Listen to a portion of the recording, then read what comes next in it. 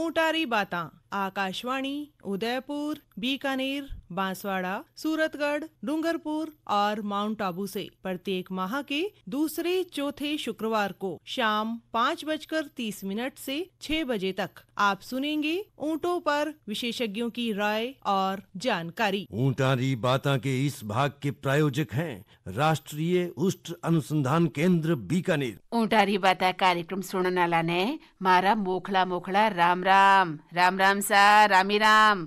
भाई ठंड आएगी है और ठंड रे सागे सागे कोरोना फिर सु आई गयो है। इन दफे ओमिक्रोन नाम रो ओ वेरिएंट अबे संक्रमण फैला रियो है। तो कहवे है सा कि शरीर में थकान, सिर दर्द, गले में खराश, सूखी खांसी, बुखार, छींक्या आवना ए सगड़ा ओमिक्रोन संक्रमण से जुड़िया लक्षण हो सके है। तो ए लक्षण अगर किन्हीं शरीर में महसूस हुए तो डॉक्टर री सलाह लेवनी बहुत जरूरी है सा। और डॉक्टर साहब रे बताए अनुसार आपने इलाज करवावनो है, लापरवाही नहीं बरतनी है। कहवन रो मतलब ओइज है कि ए सगड़ा लक्षणा ने हल्के में नहीं लेवनो और सही टाइम माते इलाज करावनो है। मास्क रो प्रयोग जरूर करनो है, हाथ ने समय समय माथे धोवनो है और भीड़ सु खुद ने बचावनो है।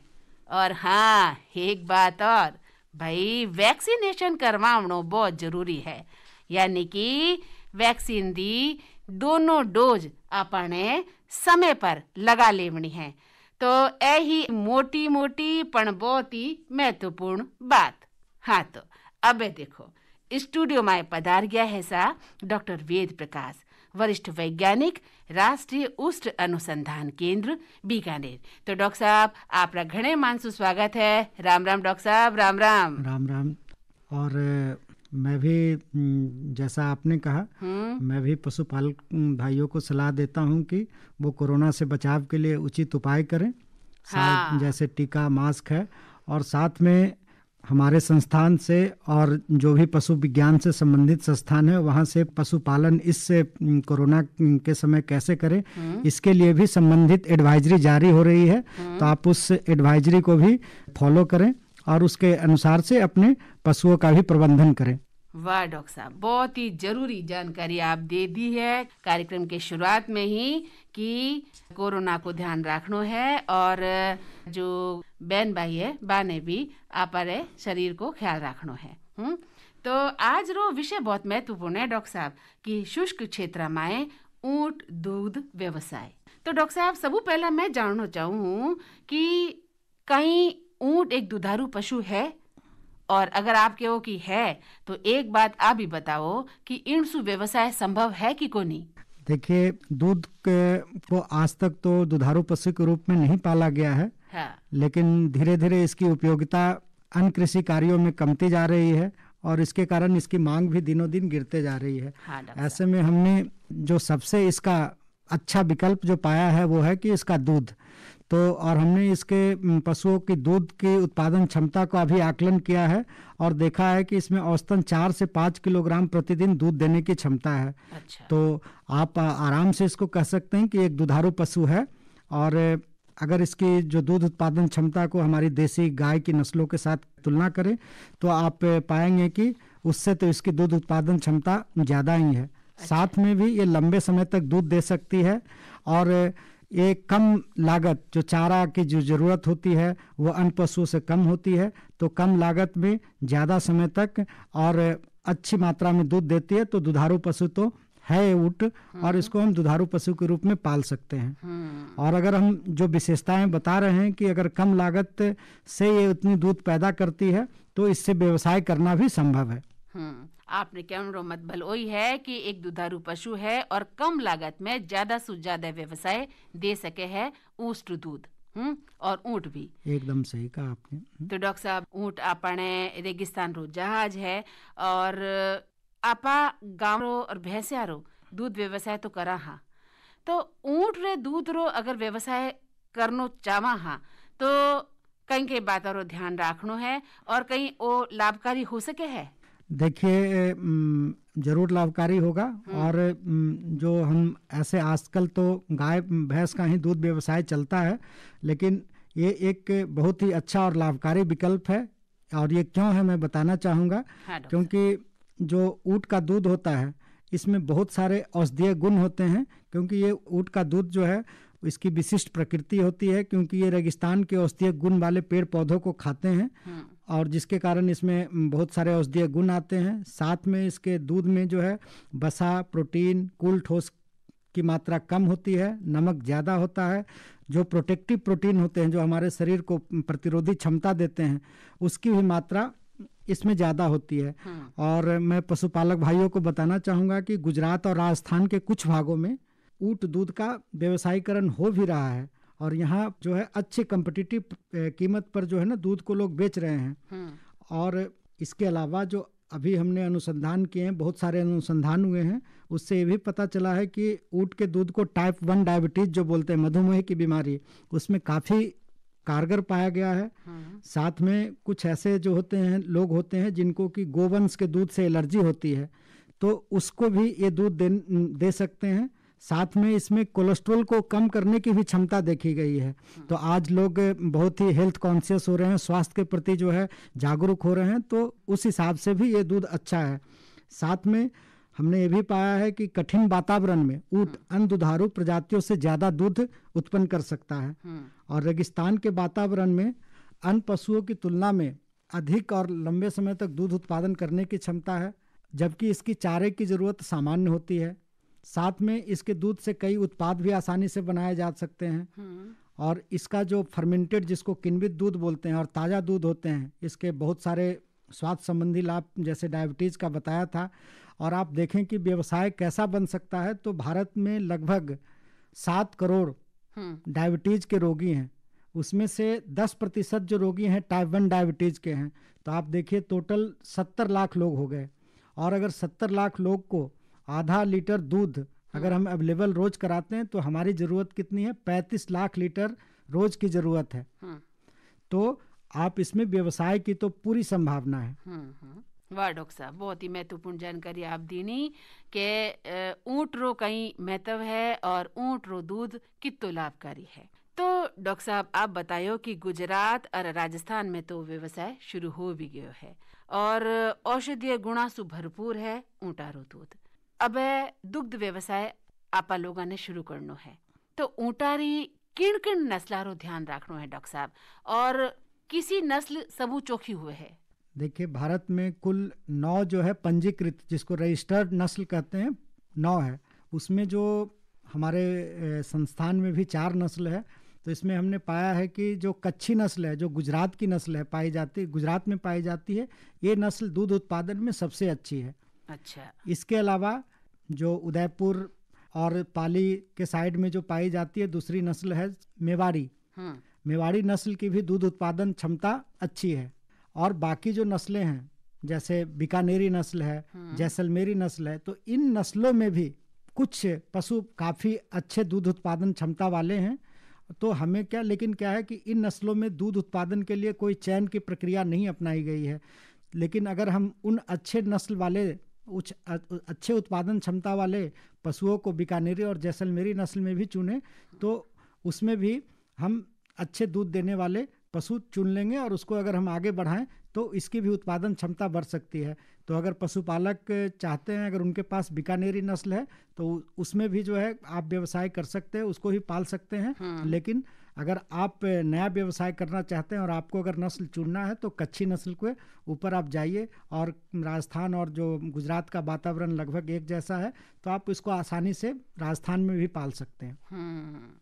तो डॉक्टर साहब आप बतायो कि 9 नस्ला रजिस्टर्ड है, तो कहीं 9 नस्ला रा ऊँट अपन मिल जावे? 9 नस्ल की ऊँट तो मिल जाएगी, लेकिन उसमें से क्या बीकानेरी, जैसलमेरी, मारवाड़ी, कच्छी, ये 4 नस्ल की संख्या तो बहुत अधिक है। बाकी नस्लों की संख्या बहुत कम है। तो उसका ऊँट तो मिल जाएगी, लेकिन आपको व्यवसाय के लिए जितनी चाहिए वो नहीं मिल पाएगी। तो इन 4 नस्ल है, इनकी संख्या ज़्यादा है, तो इसमें से आपको ऊँट आसानी से मिल जाएंगे। तो 4 नस्ल के अलावा जो 5 नस्ल है वह कौन कौन सी है? इसके अलावा जो है जो 4 नस्ल जो हमने बताया, इसके अलावा एक मालवी नस्ल है जो मध्य प्रदेश की नस्ल है। उसके अलावा गुजरात की एक दूसरी नस्ल है खराई नस्ल है, वो खारे पानी को पीती है। और समुद्र में चलती, मतलब वो तैर सकती है समुद्री पानी में। अच्छा। इसके अलावा जो मैनग्रोव जो होता है समुद्री वेजिटेशन, उसको वो खाती है और वो पानी में लंबे समय तक रहती भी है।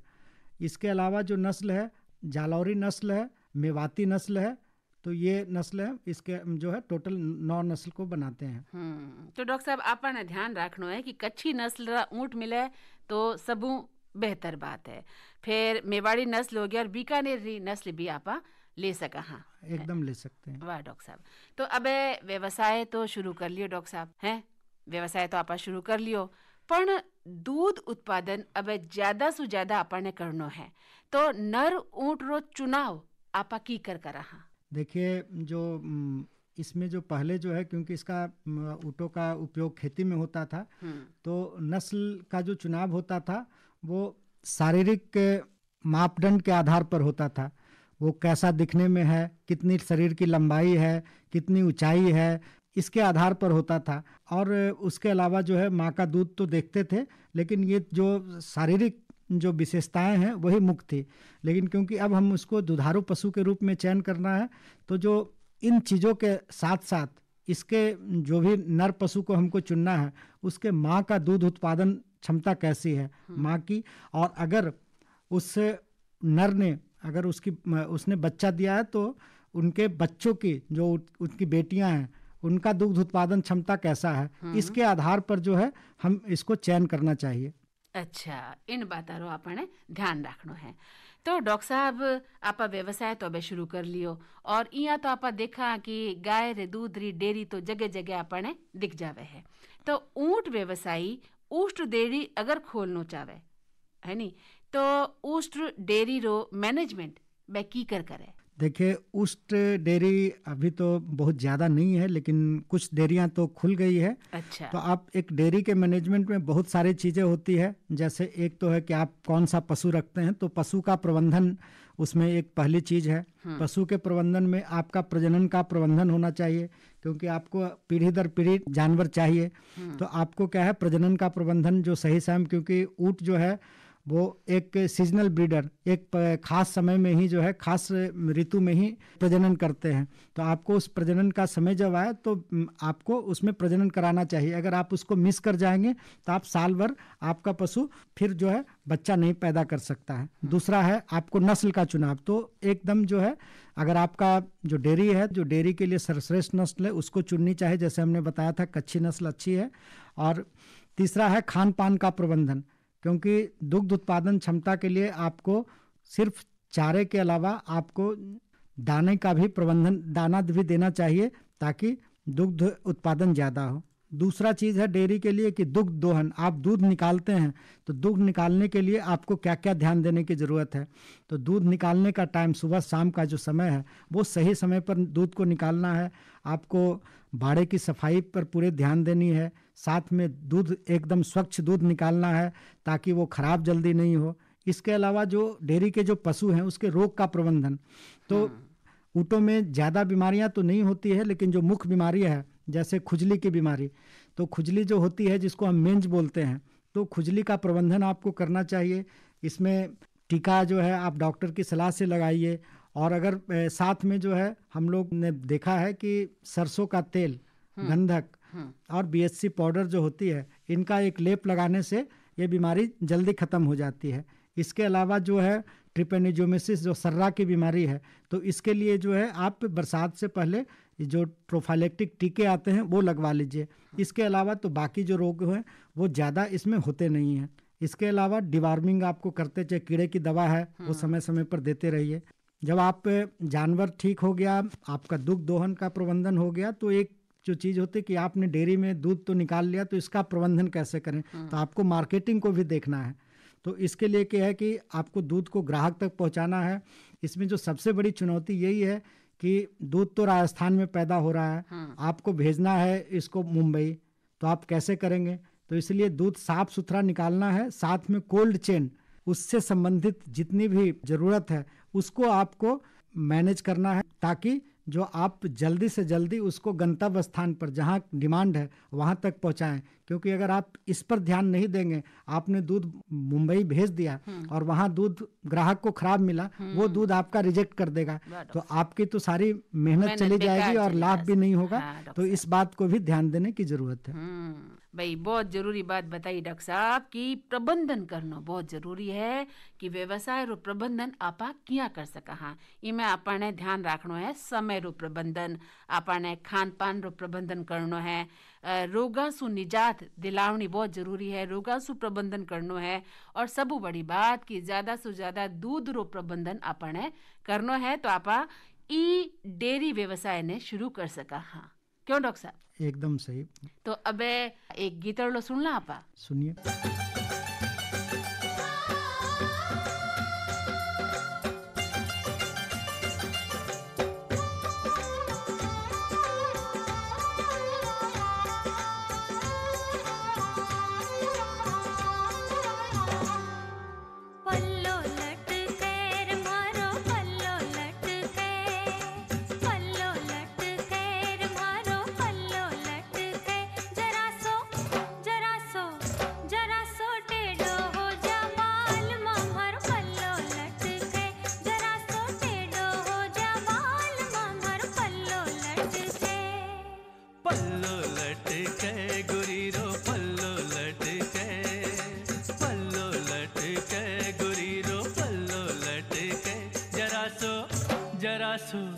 जरा सो ऊंचो ले ले गोरी पल्लो भीग जावेलो, जरा सो ऊंचो ले ले गोरी पल्लो भीग जावेलो।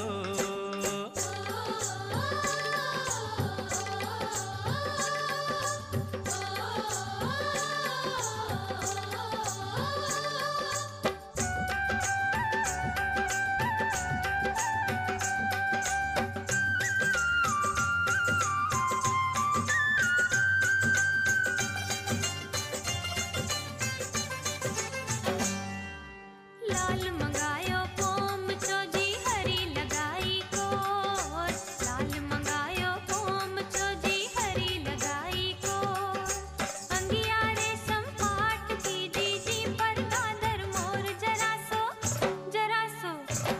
सो टेढ़ो हो जा बाल मामर पल्लो लटके, जरा सो टेढ़ो हो जा बाल मामर पल्लो लटके।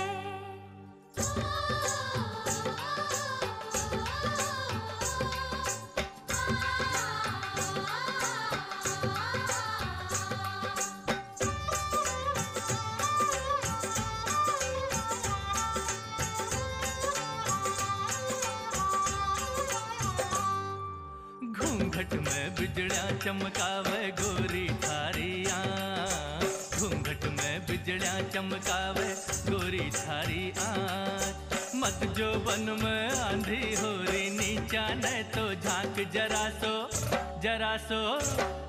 सो ऊंचो ले ले गोरी पल्लो भीग जावेलो, जरा सो ऊंचो ले ले गोरी पल्लो भीग जावेलो।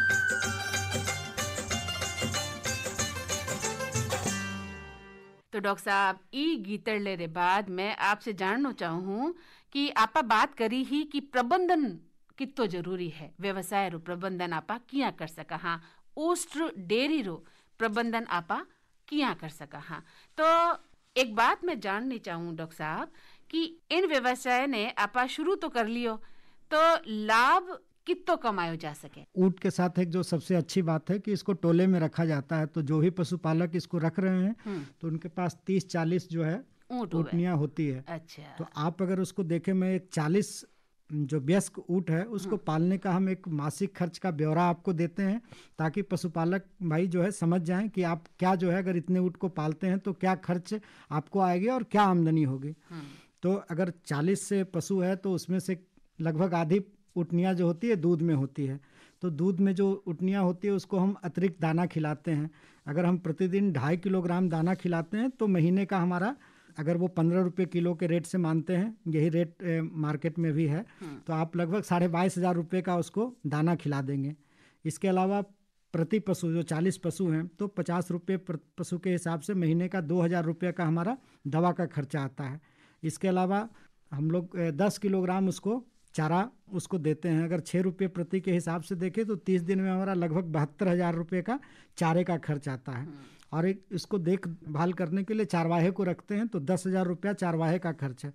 अगर और भी जो खर्चे होते हैं जैसे ऊन को काटने का, दूध का रख रखाव, उसको ट्रांसपोर्ट करना, इस तरह के खर्चे तो महीने का 12,000 रुपया उस तरह से है। तो आप देखें तो कुल जो हमारा महीने का खर्च लगभग 1,18,500 रुपये आता है। और अगर इसमें से हम जो 20 जो उटनियाँ हमारा दूध में है तो 4 लीटर इसकी औसत दूध उत्पादन है, तो प्रतिदिन जो है इससे हमको 80 लीटर दूध आ रही है। तो महीने का 2400 लीटर दूध हम लगभग पैदा कर रहे हैं। और अगर हम 80 रुपये के हिसाब से, क्योंकि इसकी दूध की कीमत अच्छी मिलती है, तो 80 रुपये के हिसाब से देखें तो हम लगभग 1,92,000 रुपया महीने का इससे कमा रहे हैं। तो हमारी शुद्ध जो मासिक आमदनी है वो लगभग 73,500 रुपये आती है। तो अगर हम प्रति पशु देखें तो प्रति पशु हम महीने में लगभग 1,800 रुपया इससे हम कमाते हैं। इसके अलावा देखें कि ये तो ऐसी है जब हम इसको दाने और ये सारा चीज़ दे रहे हैं। एक ऐसी भी कंडीशन है क्योंकि पशुपालक तो कोई दाना देता नहीं है। वो आप पशुपालक जो है चारागाहों में इसको ले जाते हैं। तो आप समझिए कि दाने का पूरा खर्च अगर निकाल देते हैं, चारा और दाने का खर्च, तो जो हमने पहले बताया था कि लगभग 94,500 रुपया हम प्रति माह इसके ऊपर खर्च कर रहे थे, तो वो भी हमारी बचत हो जाएगी। तो अगर वैसे देखें तो जहां हम 73,500 दाने देकर कर रहे थे, अगर पशुपालक जो आज के पद्धति में जिस पद्धति में पाल रहे हैं तो ये जो है आमदनी उनकी लगभग 1,20,000 रुपये प्रति माह हो सकती है। अर्थात जो है हम बोल रहे थे कि 1,850 रुपया के आसपास में उनको प्रति ऊँट हो रहा था। अगर वो चारागाह में जो आज के प्रबंधन में कर रहे हैं अगर करते तो लगभग 3,000 रुपये प्रति पशु आमदनी कर सकते हैं। इसके अलावा जो इसकी सूखी मेंगनी है उसको भी 30 से 40 रुपया प्रति क्विंटल के रेट से लोग बेचते हैं।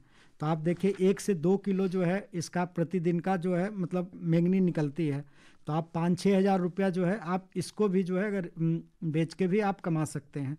तो इससे जो अच्छी आमदनी हो सकती है प्रति पशु लगभग आप प्रति माह जो 2,000 से 3,000 रुपया आप कमा सकते हो। वाह डॉक्टर साहब वाह, तो आप तो भाई पाई रो हिसाब बता दियो डॉक्टर साहब कि इन व्यवसाय ने आपा शुरू करा तो आपा ने लाभ ही लाभ है, घाटों को हुए नहीं, क्यों डॉक्टर साहब? एकदम मतलब, और पशुपालक भाइयों को मेरी सलाह है कि इसको करें। क्योंकि ये पशु आपके पास है और राजस्थान का तो ये राजकीय पशु है, तो ये राजस्थान की भी शान है और इस व्यवसाय को करेंगे तो राजस्थान की शान भी बढ़ेगी। बेगा आपा इन व्यवसाय ने शुरू कर सका। हाँ तो डॉक्टर साहब अबे लाभ री बात तो आप बता दी, तो और लाभ आपा ने कमावनो है और बड़ो व्यवसाय करनो है, तो कई और सुझाव आप माँ लोगा ने देसो और साथ ही इन व्यवसाय री और कई चुनौतियां हैं। देखिए ये तो है सिर्फ हमने जो बात की कि दूध से आप क्या आमदनी कमा सकते हैं। हाँ डॉक्टर, लेकिन एक जो चुनौती थी दूध को ग्राहक तक पहुंचाने की, उसको हम कम कर सकते हैं अगर हम इस दूध को पाउडर के रूप में कन्वर्ट कर लें। और आज जो है पाउडर बन जाने से क्या होगा, इसको हम लंबे समय तक स्टोर कर सकते हैं, दूर तक इसको ले जा सकते हैं। तो अगर और इसकी कीमत भी अच्छी मिलती है। आज ये मार्केट में 4,000 से 6,000 रुपये प्रति किलो के हिसाब से इसकी पाउडर मिल रही है। आप ऑनलाइन बिकती है। तो पशुपालक भाई एक तो है कि पाउडर बनाए, दूसरा इसके बहुत सारे उत्पाद बनाए जा सकते हैं। तो आपका दूध जो बिक्री नहीं होता है उसको आप कुल्फ़ी में, आइसक्रीम में, इसके अलावा मिठाइयाँ बना सकते हैं और फ्लेवर्ड मिल्क में तैयार कर सकते हैं। तो इससे भी जो है आप अपनी आमदनी को बढ़ा सकते हैं। इसके अलावा इसकी बाल जो है, हड्डी है, खाल है, ये सारे का कुछ न कुछ उपयोग है। तो इन चीज़ों को भी आप साथ में अगर करें तो आपकी आमदनी और बढ़ सकती है। और जहाँ तक आपने चुनौतियों के बारे में, तो चुनौतियाँ जो सबसे बड़ी जो चुनौती है कि एक आबादी तो इसकी घट रही है और दूसरी है मार्केटिंग चैनल जो है इसके अभी उतने विकसित नहीं हैं। तो इसके कारण है कि व्यवसाय करने में लोगों को थोड़ी हिचक होती है। और एक जो और बात है कि लोगों में ऊँट के दूध के प्रति जागरूकता नहीं है कि क्या कितना फ़ायदेमंद है। तो ये जागरूकता बढ़ाने की ज़रूरत है ताकि ज़्यादा से ज़्यादा लोग इसके फ़ायदों के जाने। और ऊँट जो है कि चारागाहों में चरते हैं, तो चारागाहों की कमी जो है ये भी एक बहुत बड़ी समस्या है। जो प्राकृतिक उड़न थे हमारे, उड़न की भी घटते जा रही है और लोग इसके ऊपर कब्जे जमा रहे हैं। बहुत जगह ऐसी भी प्रॉब्लम है, तो चारागाह की कमी है। इसके अलावा इसको व्यवसाय अभी, क्योंकि व्यवसाय नया नया है, तो इसमें जो ऋण मिलना भी थोड़ा मुश्किल होता है। तो ये सारी चुनौतियां हैं, लेकिन धीरे धीरे ये आसान हो जाएगा और ये ख़त्म भी हो जाएगी, मुझे ऐसी आशा है। हाँ, तो उम्मीद भरी दुनिया कायम है डॉक्टर साहब। और सबू बड़ी चुनौती आई है कि ऊँटारी जो संख्या है दिन ब दिन कम होती जा रही है, इसो आपने निपटनो है। इन चुनौती रो सामनो अगर आपा कर सका हाँ तो इन व्यवसाय ने आपा बड़ो ही बड़ा रूप दे सका हाँ, क्यों डॉक्टर साहब? एकदम। तो डॉक्टर साहब अबे तो मैं वो जानना चाहूँ कि इन व्यवसाय ने अगर मैं शुरू करना चाहूँ है डॉक्टर साहब, तो इरी पूरी जानकारी मने कठे सु मिल सके है? देखिए, किन्हीं को भी अगर इसके बारे में जो कि कैसे व्यवसाय करने, तो व्यवसाय के बहुत सारे एस्पेक्ट हैं। तो आप पशुपालक भाई जो हैं और कोई भी जो है इंटरप्रेनर, जो आदमी इसमें इंटरेस्ट रखता है इस व्यवसाय को करने के लिए, तो राष्ट्रीय उष्ट अनुसंधान केंद्र से आप इसकी जानकारी प्राप्त कर सकते हैं। बहुत सारी बातें जो है वेबसाइट पर, इस संस्थान के वेबसाइट पर अंकित है। इसके अलावा जो है आप वहाँ पर जितने भी विषय विशेषज्ञ हैं, तो अगर आपको डेयरी के बारे में, प्रबंधन के बारे में है, खान पान के बारे में है, तो हर विषय के विशेषज्ञ हैं, आप उनसे सलाह ले सकते हैं। इसके अलावा हम लोगों ने एक टेक्नोलॉजी बिजनेस इंक्यूबेटर भी बनाया है, तो कोई भी बिजनेस करना चाहता है तो उससे संबंधित सलाह भी वहाँ से ले सकते हैं। ऑनलाइन भी जानकारी आप ले सका। वाह डॉक्टर साहब, बहुत ही महत्वपूर्ण जानकारी मैंने आप दी है कि ऑनलाइन जानकारी मैं ले सकूं हूं और इन व्यवसाय ने भी शुरू कर सकूं हूं। तो डॉक्टर साहब, पशुपालका ने कई संदेशों देवनो चाहो? पशुपालक भाई, जो ऊँट पालक भाई हैं, उनके लिए जो अभी, क्योंकि अभी ये जो ठंड का मौसम है, तो खास करके ये ऊँटों का प्रजनन का समय होती है और ऊँटनियाँ ब्याती है। तो आप प्रजनन प्रबंधन पर ध्यान दें।